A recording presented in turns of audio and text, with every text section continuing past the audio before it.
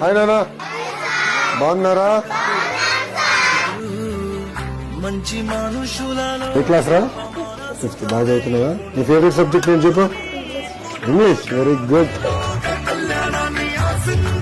ఏంటి భోజనం ఎలా ఉంది? రోజు ఎట్లా ఉంది చెప్పండి, నా ఫీడ్బ్యాక్. క్వాలిటీ బాగుందా?